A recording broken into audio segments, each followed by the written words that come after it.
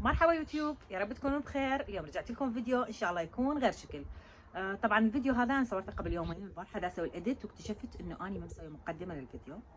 فبس اقول لكم انه الفيديو راح يكون عباره عن طبخ. بالبدايه حضرت الفطور، الوجبه الرئيسيه والعصير والشوربه والحلو. الحلو راح يعجبكم. سويت كنافه كابس والسيرب مالتها كان صحي، زيرو شوجر زيرو كالوري، اتوقع يعجبكم.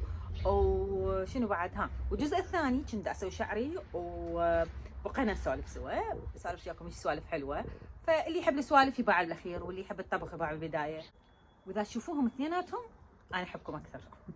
وياي كل اللي سويته انه صدر الدجاج، وهذا يجي نص، افتحه بالسكينه بهالطريقه. ما قدرت اصور لانه تكييد والستاند مالتي مكسور. افتحه بهالشكل مثل البارفلاي، بس ادقه دقات خفيفه. هسه راح اشوفكم شنو راح احشي وشلون ابهره. شوفوا هسه حشيتها الجبن واعشاب وشويه بهارات. هذا الجبن استخدمت، اخذته هنا من محلات اسمها كوسكو. حطيت له ملح، هو ملح الصدر الدجاج يعني مو الجبن، يعني الجبن ماله. حطيت لها اعشاب ايطاليه وباودر بصل وباودر ثوم ونعناع مجفف. خليتهم كلهن هنا. هسه راح نسده واغلقها بخله الاسنان وازيته من فوق وهم املح وادخله للفرن. ثبتها بهاي العوده مال الاسنان اللي تشوفون، بس حتى لا يطلع الجبن اللي برا او ينفتح. وهسه بس يجي قطرات زيت. هاي المزيته، هذا طبعا زيت زيتون. انا مدمي يكون ناشف، لان تعرفون صدر الدجاج بالعاده يكون ناشف. واملحها وبس يدخل على الفرن. هاي الصينيه طبعا ادري شكلها صاير هيجي، بس ترى هي هالقد من كثره الاستعمال هي المفروض صينيه مال بيتزا، بس ليش احبها؟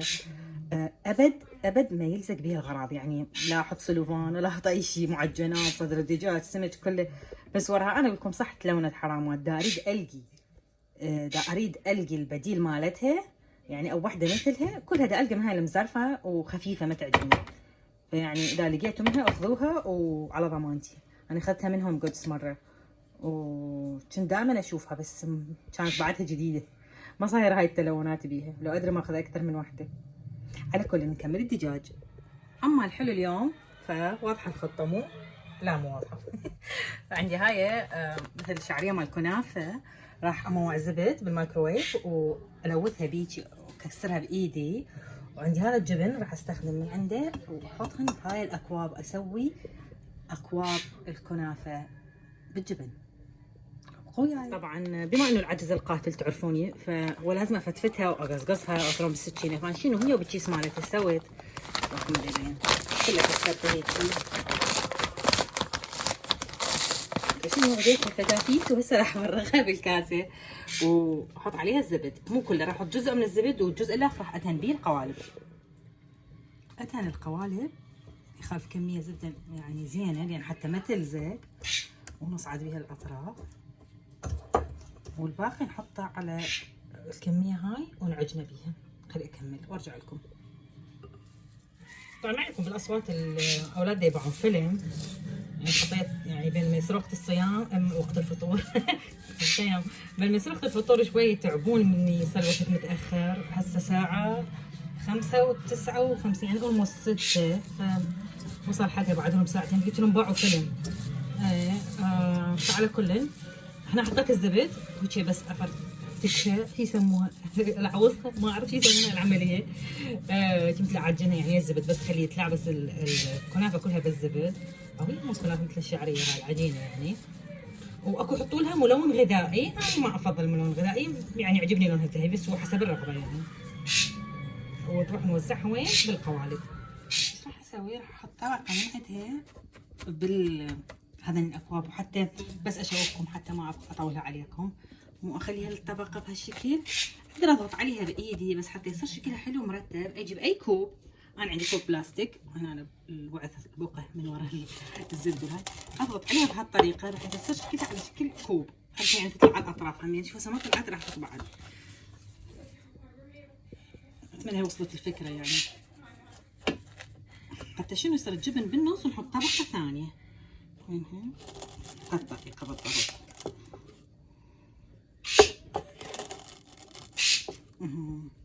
شنو راح اخلي الجبن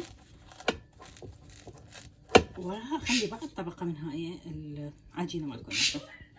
هسه ورا ما وزعت الجبن كله عليها راح ارجع اسدها بالعجينه. فهذاني 5 لان احنا 5 بالبيت. فهي راح تبقى واحده فارغه. اسدها بهالطريقه نحاول تكون مرتبه. وطبعا تقدرون تشون ديك اول مره وبعدين ترجعون تحطون الجبن تشون بس الفوق، بس اني الفرن مالتي يشتغل فوق وجوا سوا يعني، فراح ادخلها فوق وجوا. احط خليه جوا اول مره لمده 10 دقائق وبعدين اصعدها. هو الفوق اصلا مشتغل بس اصعدها قريب على العين الفوق 5 دقائق. ومن تطلع نحط عليها القطر. طبعا ما راح اسوي شيره، راح عندي سيرب 0 كالوري 0 شوجر حتى يكون شويه يعني هيلثي اكثر او صحي اكثر، قليل السعرات. صح حط لكم الزبيب وجبن وشي بس نقلل بالشكر. هسه راح اشوفكم شلون. هسه بدي اسوي شوربه العدس. اني شوربه العدس احمص شعريه وبصل بس بزيت زيتون، ورا من تنحمس تصير لونها اسمر احط العدس هيك اعطيه خوطه واحط المي واقبغه واختار سوب. هسه هنا يعني على السوتيه وبعدين اختار سوب 12 دقيقه يطلع يخبل، لا يحتاج شو اسمه خلاط ولا يحتاج كل شيء. يعجبني بيها يعني الستركتشر مال العدس. اكو ناس تحط جزر ناس تحط بوتيتا كيفهم. انا الصراحه لو علي غير بس عدس ومي احطه هنا ومن يستوي احط له ملح اموت عليها بهالطريقه، بس لانه ابو حمودي ما يحب بهالطريقه، يحب الا بيها بصل وشعريه محموسه وهالحركات. خطيه خاطرهم هسه هم صيام. بس باقي الايام من يعني مو رمضان اذا اريد اسويها ويا اكل هوايه او هي يعني سايد ديش لا اسويها على طريقتي اللي هي كلش صحيه بس عدس. هسه انتظر تتحمر. هاي لزقه. This kitchen is seasoned with love. هاي اللي زقتها ما اعرف شفتها وعجبتني. قلت يلا انا ما استخدم بهارات خلي استخدم اللزقه. شنو بعد؟ اكو يحطوا له ماجي هم تطلع طيبه، بس قلت لكم انا شويه دا احاول هذا رمضان كل شيء هيلثي فيرجن يعني كل شيء دا احاول اسويه اكثر صحي. السحور مالتنا دا يصير عباره عن فاكهه ولبن. دا اقلل هوايه اشياء. ادري هسه سويت حلويات يعني بس الحلويات تقريبا دا اسويها مرتين بالاسبوع يعني ماكو يوميه تحليه. الباقي الايام مثلا رقي ما اعرف شنو هيك شيء. شنو بعد ما دخل اشوفكم مرات مثلا اذا شو اسوي احط العدس مثل ما قلت لكم بهالطريقه استخدم هاي. يلا هاي شوربه دجاج شعري هاي جاهزه. هاي اسمها مونا. اكو انواع ثانيه يمكن اكو كانت نور او كنور بالعراق هيك شيء اسمها، فكل واحد بكيفه. طيبه تعطي نكهه طيبه وهي اصلا مبهره وبيها شعريه وشي، بس شعرتها قليله بدي يحترق. البصل قليل ادري اي كلش قليل لانه استخدمت راس كبير كلش البارحه باللحم المفروم والباقي من عنده بس ترمته لليوم. فغلسه ما يخالف. اروح اكملها وارجع لكم. طبعا سوري ما لحقت اشوفكم لانه لجعت الشعريه، فبس غسلت العدس وحطيته حطيت عليها مي مو فاير بس حار هيك يا دوب الغلايه حمت وحطيته. هسه راح اقبضه لان تقدروا تدرون واخليه يحتاج 12 دقيقه. ما املح اي بقوليات لا تملحون الى ان تستوي دائما هاي حتى تبقى سوفت. هسه شو اسوي اني اكنسل السوتيه اختار سوب 12 دقيقه اسد هذا الفوق ونرجع لكم. بعدها ما حطيتها بالفرن يعني تحتاج ربع ساعه فحتى ناكلها حاميه. بلش. هاي المشكله الازليه، حاطه العدس والبصره والباستا فوق يحتاج لي درج. يلا انوشن صعد على دتشر لازم هاي انزلها. بس انا بقول لكم غير لازم المسافات هذني شل عن قلب والله. صار فتره بدي اسويها بس ماجلتها. يجوز نسوي فيديو ونسوي بيه تغييرات تبقوا يعني. طبعا صعدت الصدور مع الدجاج لي فوق على العين الفوقانيه وحطيت عليها من هاي الصلصه. هاي الصلصه كلش طيبه ترهم. هي اصلا يعني تنحط باللفات عاديه او للزلايد بس هيك بيها مثل الماسترد واشياء ورانش فحطيتها بس يعني تقريبا استوى بس حتى هيك يصير الوجه لونه حلو وطعم اضافي. اما العصير اليوم طبعا انا بدي استغل هاي اسوي بها العصير لانه حلوه اقدر هيك انيمها بالثلاجه. راح استخدم هذا الدر بيري جوس ما ادري جبني ابو حمودي طعمه طيب بس الفيمتو اطيب بس خلينا نجربه. همينه نحطه هنا وشويه مو كثير مثل الفيمتو بس يتخفف وراح احط اكثر واخففه لان هاي نترسه ان شاء الله احنا 5 واحط وياه ثلج واشوف اذا احتاج ليمون تحليه شو شلون. وصار العصير جاهز شكله يسرسح بس بعد طعمه ما اعرف. وطلع الدجاج من الفرن هسه بس انتظر ذني بعد حار. شنو شكله يخبل والجبن بداخله ويا الاعشاب. سلامكم العافيه. خلصت الكنافه، استخدمت هذا السيرب بالفانيلا. بدي ادير من عندي تقريبا ملعقه مال اكل على كل كب، ووراها راح ادير ملعقه مال اكل من ماء الزهر، مو ماء الورد، ماء الزهر اجيب لكم اللي هو هذا. شويه طعمه يختلف، يشبه نكهات الحلويات العربيه اكثر من ماء الورد. بس هلا ادير منه قليل، اقل حتى هم يخفف هذا السيرب. ورا من اخلطه قلت لكم ملعقه اكل او خاشوقه، يعني هاي حجمه شوي كبير مو صغير، وبس. ونقلبها وتتقدم بألف عافية. زينوها فستق، ورد مجفف، بكيفكم. هسه صارت الكنافة جاهزة، بس احط لها شي زينة على الوجه. حطيت عليها ورد مجفف، حطيت شوية بعد من هذا السيرب، او اذا تقدرون تحطون مثلا درزل نوتيلا، اي شيء انتم يعجبكم، بس انا راح اكتفي هيجي. بعد حارة هسه راح نقدمها. وسهامكم العافية مرة ثانية. هسه ورا من خلصت كل شو اسمه الفطور، المواعين نظفت وحضرت كل شيء.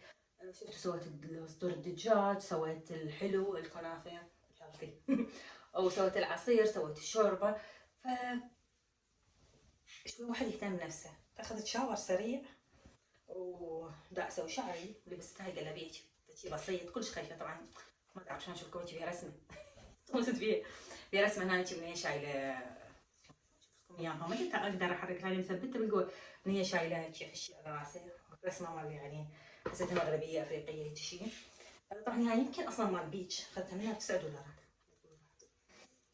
بس حسيتها اي ترهم مال البسها برمضان بالبيت. مو مال يعني عزيمه وطلعه وهاي لا، بس ما دام احنا بالبيت شكو بيت انقي. هذيك مرة قريت ما ادري بوست بالفيسبوك والانستغرام، هي صح بوستات مرات اقول هي، بس تدرون من تعلم دماغكم يقول لا تخلين اوانيك تلمع اكثر منك. دائما اهتمي بنفسك، دائما تلامعي. لا تخلين بس غراض بيتك تلمع. طبعا هذا شو مش دخاني. هاي اتوقع لاني استخدمت برودكت جديد ولا ما راح احكي لكم عليه، بعدين هسه استخدمه من بريوجيو. المفروض هو ينحط ليفن ووراه هسه شورون يسوي الشعر انعم بكيل وبيوفي مال ضد باقي الشمس ومال حراره. شو الدخان وصل لي وين، بس بسرعه صارت. على كل نخلي استعمله اكثر مره واقول لكم عليه. فنرجع لموضوعنا. بدي اقول لكم هاي اذا تهتمين بنفسك حتى بالاشياء البسيطه ينعكس على علاقتك ببيتك. ما تقومين تكرهين وجودك بالبيت او بس تطلعين او تحسين نفسك مخنوقه. علاقتك بزوجك، علاقتك باولادك. طبعا والله من اقول هيك مو يعني حكي فلسفه، لا انت تلقائيا نفسيتك ترتاح، تحسين لا يعني انا مو اشتغل اوف، لا انا ام البيت، انا اللي معدله، انا تعرفين شلون. حتى لو شيء بسيط يا شنو بدكم والله ب$9 ادري مو بالفلوس. ولا حاطه مكياج لا حاطه شيء، بس شنو بس لي هاي شيء حلو. سبحت نظيفه، مسويه شعري مرتب. الشعر كلش ياثر. عاد شايف ماما دائما تقول شعري مرتب اطلع مرتبه. حتى ما احتاج مكياج، شفت كعب صغير شحاطه هيك مرتبه، مو تكرمين على اللاستيك ودشداشه تعبانه لو بيجامه لو ستريج لا يعني شوي تهندمي تحسين غير احساس. وداقول لكم من تنعكس علاقتكم. هي مو يعني مثلا قصدي من هاي الاشياء النصائح لا، بس اهم شيء اكثر شيء تعلمته الجهال يتعلمون بالشوف. يعني من يشوفوك مرتبه وشي هم تلقائيا يسوون مثلك. يشوفوك تصلين يصلون، يشوفوك تشيلي معك ودي بسنك يسوون هالشكل. فاني احسن ما اقول لك قوم اسبح، قوم البس فد شي نظيف، انزع هاي وسخه، سووا راسا تلقائيا راح يبدون يتعلمون. خصوصا يعني انا عمر اولادي هسه يفتهمون، مو تقولين مثلا 3 سنين و4. وبس. ها عندي موضوع الاخر احكي لكم موقف. بسالتكم تقولوا بالكومنتات انتم هالمواضيع تعجبكم لو اني احكي هواي، لانه حتى اذا تعجبكم نقوم دائما نضيف سوالف بالفيديو مال يوتيوب. اني مرات ابوج مثلا بس طبخ لو بس طلعه لو بس يصير ممل. دا اريد احكي لكم موضوع على بما انه رمضان، يعني الناس اللي تسوي مفرزنات والناس اللي تسوي مفرزنات. طبعا اللي قدام اني لا مع دول ولا مع دول. انا شخصيا ما افرزن هوايه، واني ما افرزن رمضان، افرزن دائما. يعني اني بالايام العاديه الكباب الكفته هذين الاشياء افرزنها. من اول ما تجيني وجبه اللحم اقسمها واسويها، لانه تسهل الامر. ووقتي انا يعني اعتبره وقتي ثمين. ليش اضيعه مثلا 4 ساعات انا قاعده اكبكب واسوي، 3 ساعات ساعتين؟ لا والله جامد. انا صح بهذا اليوم سويته، بس هو يوم اللي اجى اللحم يكون مايع وشي ما انتظري معه كذا، وبخرت وسويت وقسمت. اليوم شنو اريد اطبخ كذا، عندي طلعه ما اتوتر، عندي خطار ما اتوتر، طلع الحاجه تنطبخ بشي ظرف ساعه كل شيء جاهز. فانا ويا الاشياء اللي تسرعنا، بس ستيل انا مو ضد اللي ما يحبون المفرزنات، لان اكو كانوا هوايه بنات كاتبين انه هو السوق هيانه، يا معوده ما طيب يصير انا هم معاهم انه مو كل شيء اجمد، يعني مو ترمي البصل وتجمدي، ترمي الفلفل وتجمدي، طبعا الطعم يصير ما طيب. بس اللحوم ما راح تتغير، وانت اصلا تشتريها معظم الاوقات مجمده، خصوصا احنا عندنا يعني. بس انا اللي اريد اوصل لكم اياه الفكره، انه لا نحكم على غيرنا، لا ويا اللي يفرزنون ولا ويا اللي ما يفرزنون، لا ويا ذولا ولا ويا ذولا. ما تعرفون ظروفهم، يعني يجوز مثلا وحده تقول لك لا وما تسوى شيء، يجوز هي قاعده وعندها مثلا 3 خوات امها الله يعطيها الصحه والعافيه وياهم، وحده تقلل الكبه، وحده تلف الكبه، وحده تغسل الماعين، فطبعا عندها وقت. وحده ثانيه يجوز موظفه، يجوز قاعده وحدها، يجوز السوق بعيد عليها مثلا الا تروح بسياره ومو مال كل مره تروح تسوق وتجي. فهاي ما نقدر تحكمين، هاي ظرف وهاي ظرف. بنفس الوقت يجوز اكو وحده عندهم بالبيت يضوجون ياكلون مجمده، او ما عندهم مجمده، او تطفي الكهرباء، طبعا هاي اسهل لها تسوي يوم بيومه. وعليه فكل واحد عنده ظروفه، لا نحكم، ومن نحكم حاولوا لا تجبرون. يعني شفت الطريقه، انت لو تتفقين وياي لو انت غلط وشلون اثبت انه انت غلط، خلاص انا اصلا هيك اشياء ما اناقشها، واذا ناقشتها مثل ما اقول لكم، يعني المره الحاله الوحيده اللي اناقش بيها لما احد يطلب النصيحه، هذا ضروري تعطوه اياه. بس عكس ذلك ما علينا، كل واحد عليه بنفسه، كل واحد شو اسمه، الله انت خاديك عليك بنفسك، ما يضروك ذاكم، مو يجي يقولون بالقران لا يضرك من ضل اذا اهتديتم. انا ما دام مركزه بطريقي عليه بنفسي، اعرف ايش دا اسوي، شو علي؟ هم هاي ظروفهم، هاي معيشتهم، هاي فليش نتعارك على شيء سوري مع احترامي يعتبر تافه. او مثلا يسوون بوست يقلدون بي، يطلعون الناس تجمد المي، والله دا اسوي لهم تجميد الرمضان، يعني ليه تخلدون؟ اكو ناس يجوز تشتغل وتلعب، زين هاي مو من حقها ترجع تصلي تقرا القران، هو رمضان العباده، خم بس تقضي واقفه بالمطبخ. لو يجوز مثلا تريد تطبع مسلسل ويا زوجها ويا اهلها ويا اولادها، من حقها تقعد لها ساعه، تقعد لها صح لو غلط. فما نعرف شنو ظروفها، ما نعرف، لا نحكم، انت بكيفك وانا بكيفي وهي بكيفها وخلاص.